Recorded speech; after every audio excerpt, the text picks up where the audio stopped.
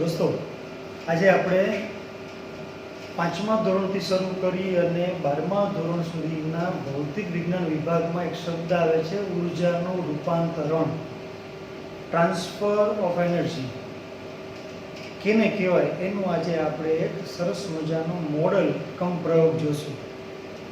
આ પ્રયોગ જોયા પછી આપ પણ આપના લેવલે પ્લાસ્ટિકના બોલ મળી જાય તો એના આધારે 2 નાની લાકડીઓ પર આ કરી શકશો. આપ જો તમારી સામે અત્યારે 5 મેટલ બોલ છે, લોખંડના ગોળાઓ છે, એને કોઈ મેગ્નેટાઇઝ નથી કરવામાં, બધા એકબીજાથી અલગ અલગ છે. હવે હું આ 5માંથી એકને અમુક ઊંચાઈ ઉપર લઈ જાઉં છું. આ ચારે ચાર સ્થિર છે, તો એમાં સ્થિર પદાર્થમાં રહેલી ઉર્જાને આપણે શું કહીએ? સ્થિતિ ઉર્જા. એમાંના એક બોલને ઊંચાઈ ઉપર લઈ જાઉં છું અને ઊંચાઈ ઉપર લઈ જઈને હવે એને હું છોડી દઈશ. એટલે એ સ્થિતિ ઉર્જાનું રૂપાંતર કેમાં કરશે? ગતિ ઉર્જા. તો મારો પ્રશ્ન એ છે, હું તમને 1 સેકન્ડ વિચારવાનો મોકો આપીશ કે તો આ 4 ગોળાઓનું શું થશે? હું આ એકને હમણાં આ 4 સાથે અથડાવીશ તો એ ચારે ચારનું શું થશે? વિચાર. હવે વિચારને અંતે હું એ પ્રવૃત્તિનું હવે તમને નિદર્શન કરાવું છું. જુઓ, કદાચ દોસ્તો તમારા વિચારથી વિપરીત થયું હશે. તમને એમ હશે કે ચારે ચાર છૂટા થવા છે. ધક્કો આપણે 4 છોકરા ઊભા હોય એમાં એકને ધક્કો મારી તો ચારે ચારને ધક્કો લાગે ને? વાત તો સાચી, પણ અહીં એ જ 4 ધક્કા આપણે એમ લાગે ને કે એકી સાથે બધા હટી જશે, તો અહીંયા એના કરતાં થોડું વિપરીત છે. શું થયું? હવે આ બાજુની જ પરિસ્થિતિ જોઈએ. આપ જોઈ શકો તો એક સામે એક. હવે આપણે 2 ને આ રીતે ગણીએ અને જુઓ તો શું થવું જોઈએ? હવે આ 2 છે ને અહીંયા 3 છે, તો શું 3 છૂટા પડી જશે કે કંઈક નવું થશે? વિચારો. કેટલું અદ્ભુત આશ્ચર્ય છે કે 2 તો સામે 2, 1 તો સામે 1. અને હવે સૌથી અગત્યનું, આગળ રિસર્ચમાં તમારે જવું હોય, એનર્જી ફિલ્ડમાં તમે આગળ જાઓ તો ત્યાં, અને આલ્બર્ટ આઇન્સ્ટાઈને બહુ સરસ મજાની વાત કરી છે કે વિશ્વમાં ઉર્જાનું એક સ્વરૂપમાંથી બીજા સ્વરૂપમાં રૂપાંતર થાય છે, પણ ઉર્જાને ઉત્પન્ન કરી શકાતી નથી કે ઉર્જાનો નાશ કરી શકાતો નથી. સમગ્ર વિશ્વમાં ઉર્જાનો જથ્થો રહે છે અચળ. તો એ અચળતા જોવા માટે હું 3 ગોળાઓ અને સામે 2 છે, શું થવું છે? વિચાર. તમને મનમાં એમ થશે કે હમણાં તો 1 સામે 1 કીધું, 2 સામે 2 કીધા, હવે તો અહીંયા 3 છે તો સામે 2 છે, શું થશે? એમાં પણ અદ્ભુત આશ્ચર્ય જોયું.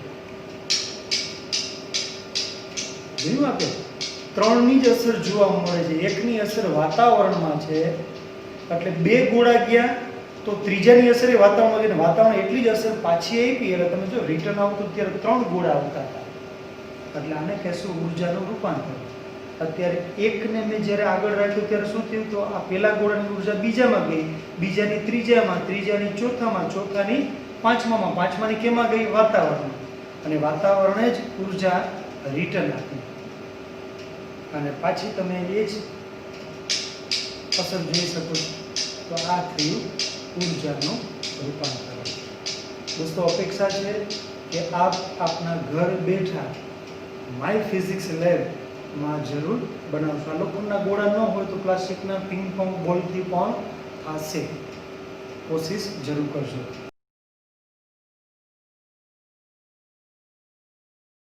તમારા ઘરમાં કોઈ આવી બોટલ મળી જાય, પણ શરત એ છે કે એની સાઈઝ, એનો વ્યાસ છે આ દડીના વ્યાસ કરતાં સહેજ નાનો હોવો જોઈએ. એટલે વાત કહેવાનો મારો મતલબ એ છે કે એ દડી છે એ આ બોટલમાં અંદર ચાલી ન જવી જોઈએ. આ શરત પહેલી. અને હવે 3 પ્રશ્ન આપને પૂછું છું, વિચારજો. પ્રશ્ન નંબર 1 કે હું જ્યારે આ દડીને અને આ બોટલને આમ ઉલટી કરીશ, આપજો, અને હવે હું એને છોડી દઉં છું, ત્યારે આ દડીનું શું થશે? તો 1 કે 2 સેકન્ડને અંતે એવું બને કે ભાઈ દડી તો પાણી છે, જો પાણીમાં તમે પડતું જોયું તો દડી પણ પડી જવી જોઈએ. ચલો જોઈએ શું થાય છે. 3, 2, 1. મારી દડી પડતી નથી. પ્રશ્ન નંબર 1. કદાચ વિચાર્યું હશે તમે કે પડી જશે. હવે ફરીથી મારું પાણી છે એ પડી ગયું. બોટલનું પાણી હું હજી ઓછું કરી દઉં. અને હવે પ્રશ્ન નંબર 2. હવે જ્યારે આને ઉલટાવીશ તો શું થશે? દડી પડશે કે કેમ? 1-2 સેકન્ડ વિચાર. પાછો જવાબ તમારા બધાના મગજમાં આવી ગયો હશે. ચલો એ મગજમાં આવેલો જવાબ સાચો છે કે નહીં એ જાતે તમે ચકાસો. 3, 2, 1. દડી મારી પડી નહીં. શા માટે? વિચારવાનું રહે. હવે ત્રીજો અને છેલ્લો પ્રશ્ન. હવે હું બોટલને પાણીથી સંપૂર્ણ ખાલી કરી દીધી છે અને એ જ પ્રવૃત્તિનું પુનરાવર્તન કરું છું. જોજો બધા. હવે ઉલટાવું છું અને 3, 2, 1 કરીશ. વિચાર. મારો ત્રીજો અને છેલ્લો પ્રશ્ન. દડીનું શું થશે? ચાલો જોઈએ. Let see. 3, 2, 1. દડી તો નીચે આવી ગઈ. વિદ્યાર્થી મિત્રો વિચાર. કોઈ એવી ઘટના છે કે દડીને પહેલા પડવા નહોતી દેતી અને હવે પડવા દે છે? બરાબર. જવાબ હવે હું તમને આપી રહ્યો છું કે પહેલા શરૂઆતમાં આપણે જોયું કે બોટલ મારી પૂરેપૂરી પાણીથી ભરેલી હતી. જેવી ઉલટાવી એટલે પાણી થોડું નીચે ગયું એટલે અંદર પ્રમાણમાં દબાણ ઓછું થયું. એની સાપેક્ષે બહારનું દબાણ કેવું? વધારે. અને દબાણનો નિયમ શું છે? વધુ દબાણથી ક્યાં જાય? એ ઓછા દબાણ તરફ જાય. પહેલી બે ઘટનામાં પાણી વધુ હતું અને ત્યારે મેં ઓછું કર્યું, છતાંય દડી ન પડી. એનું કારણ શું? અંદર હવાનું દબાણ ઓછું, નીચે અને એની સાપેક્ષે બહાર હવાનું દબાણ વધુ. અને ત્રીજામાં શા માટે દડી પડી ગઈ? તો અંદર જે હવાનું દબાણ છે એ જ દબાણ ક્યાં જોવા મળે છે? બહાર. એને કારણે દડી એ જ વાતાવરણમાં ગુરુત્વાકર્ષણની અસરથી નીચે આવે છે. છે ને મજાની પ્રવૃત્તિ? અપેક્ષા છે કે ઘર બેઠા પ્રવૃત્તિ અને તમારી પોતાની પ્રયોગશાળામાં આ પ્રયોગને તમે રાખશો.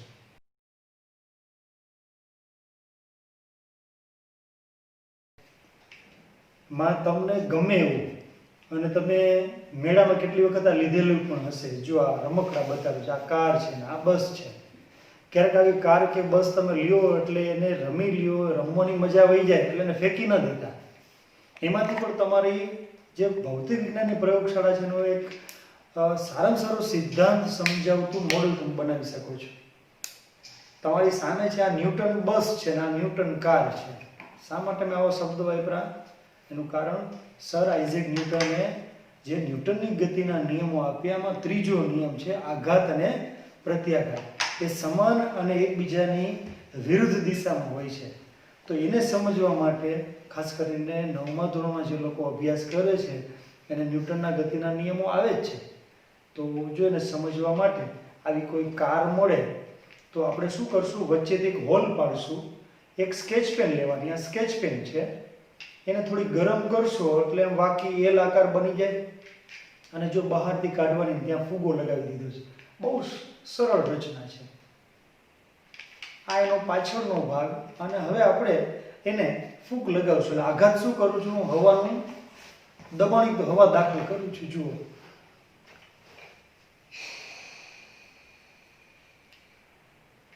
ચાલો આપણી કારમાં પેટ્રોલ ભરાઈ ગયું અને હવે એ કારને આપણે દોડાવી છે. તો 3, 2, 1 કરશું ને બધા? ચાલો 3, 2, 1. અને આ કાર તમે જુઓ સડસડાટે જાય છે.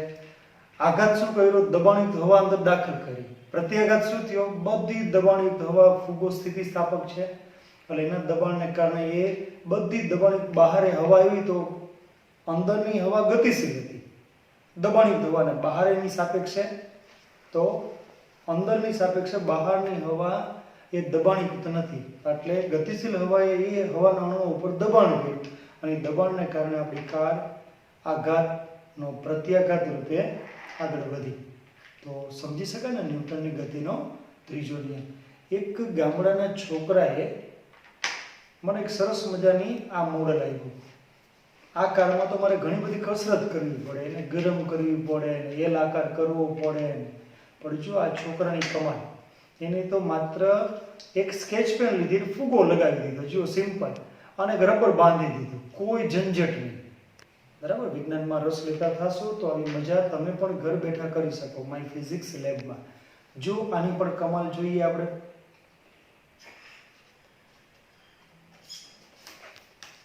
અને આને પણ આપણે ચલાવી શકીએ.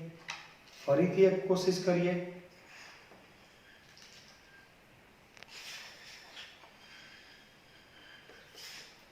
હવે તમારી બાજુ ચલાવીએ તો આવી કાર અને બસ, પણ ન્યૂટનની ગતિનો ત્રીજો નિયમ, આઘાત અને પ્રત્યાઘાત સમાન અને એકબીજાની વિરુદ્ધ દિશામાં હોય છે. તો પૂરેપૂરી અપેક્ષા છે કે આપ આપની ફિઝિક્સ લેબમાં આ બંને રમકડાઓને સ્થાન આપશો અને આપણું ફિઝિક્સ સરસ મજાનું કરશો.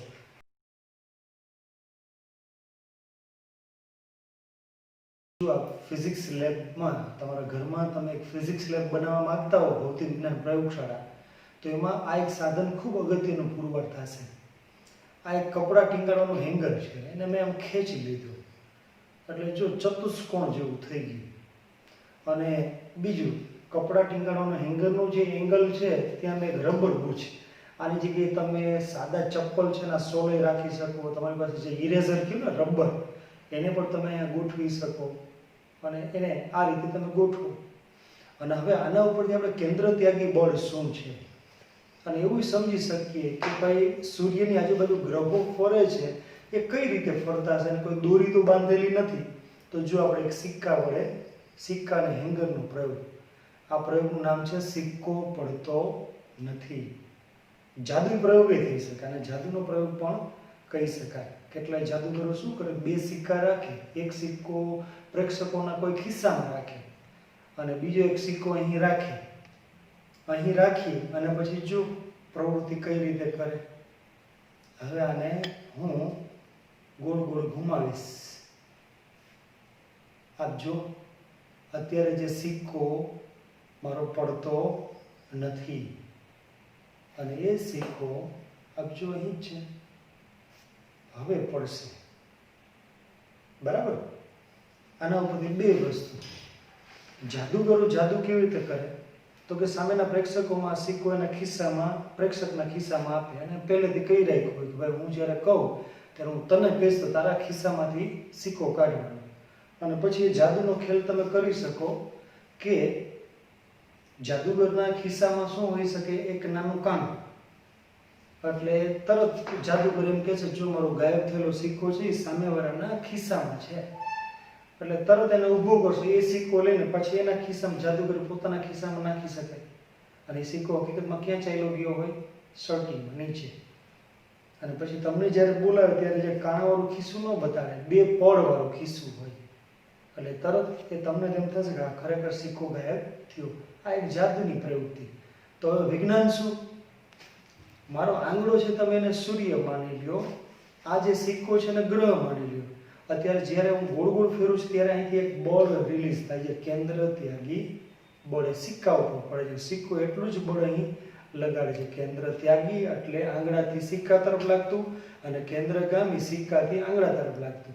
આ બંને જ્યાં સુધી સમતોલનમાં છે ત્યાં સુધી સિક્કો પડતો નથી. સૂર્યની આજુબાજુ બધા ગ્રહો ભ્રમણ કર્યા કરે છે. તો આ પ્રવૃત્તિ દ્વારા છે માય ફિઝિક્સ લેબ કેટલી બધી મોટી વાત, કેન્દ્ર ત્યાગી, કેન્દ્રગામી, જાદુના ખેલ, આ પણ તમે કરી શકો છો. અને આપ ઘરે આનો જરૂર પ્રયાસ કરજો.